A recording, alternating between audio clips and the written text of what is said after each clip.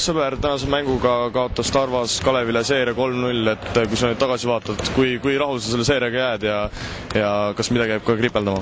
No lühidalt mängudega rahul, selles mõttes, et mängitud sai mitte kehvasti, aga tulemus, nagu sa tead, 0-3, mis sa nüüd rõõmu tunda, aga nagu ma juba mitmel korral mainisin täna ka juba eelnevatele, et õige meeskond, selles mõttes tugevam meeskond võitis.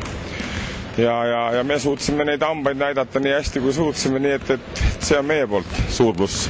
Kui palju sa nendele olukordadele nüüd tagantjärgi mõtled, kui esimeses mängus Armand Skeele tabas selle hullumeelse viske või teises mängus, kui te kodus andsite viimasel minutil mängu käest ja ka viimase sekundi vise ei tabanud? Palju sa nendele olukordadele veel tagantjärgi mõtled? Eks ma ise mõtlen alati ju niimoodi, mis ma oleks pidanud saanud teistmoodi teha ja nii edasi. Eks see niisugune kogemus olla, aga ju see pidi nii käima, nii et mingil määral nagu mänguline pool ei otsustanud, et selles mõttes, et need kaks momenti otsustasid küll kindlasti meie meeskonna niisugust moraalset rebenemist, aga samas jälle see on korvpall ja mine sa tea, kui neid poleks olnud, kas me siis ka oleks, ütleme, võinud võita, seda ma ei tea, aga kripeldama nad igal juhul jäid need kaks momenti.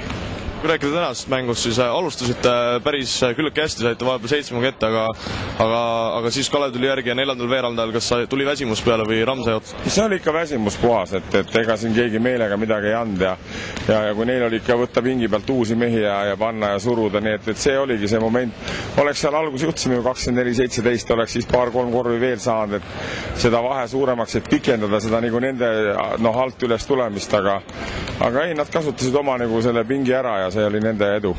No palju on räägitud sellest, et Kalev ei saanud kuidagi hakkama Tarva maalakaitsega, et kas sa nägid võib-olla 3. mängus, kas Kalev oli sellega juba harjunud või ei? Eks nad ikka harjunud olid, söötsid paremini, tundsid enesekindlamalt, esimeses 2 mängus nad tundsid ju küllaltki ebakindlalt ennast selles mõttes, aga see oli tänane värk ja nii mängitakse vahel ka ju maa-ala, et mina ise ei ole küll maa-ala fänn kõva, et eriti noorte meestega, kui mängid just, et seda kaitses mängida õpetamist on ju hea, kui mängivad meest, aga antud juhul meile sobis see hästi ja eks ta natuke ikkagi üllatus oli, et Kalev selle maa-ala vastu ei suut asju selgemaks, kiiremaks panna. Kas sa selle seeria põhjal mõnda Rakvere-Tarva mängijat esile soovis ikka tuua, kelle mäng sulle palju võib-olla rõõmu valmistas? Ma arvan, et mitte seeria põhjal, vaid meil on küll nüüd veel jäänud pronksi mängud, aga ma ütlen, minu meelest on nii Torbeku Allik kõva sammu edasi teinud ja ma olen selle üle väga hea meel ja Jaanis Vahter näitas oma kogemustega, et ta on meeskonnale abiks. Lätlastest ma ei räägi, nooremad Vaino ja Metsalu, nad on tegelikult arenenud jälle kõvasti, mängida pole saanud, aga ma usun, need on tulevikus täitsa kõrgliiga kõvad tegijad. Nüüd on ees Raplaga pronksimäng, selle pronksi peaks vist Tarvas ära võtma? Eks me seda mõtleme nii, nagu kõiki mõtled, aga see teostus, see tuleb mitte kerge.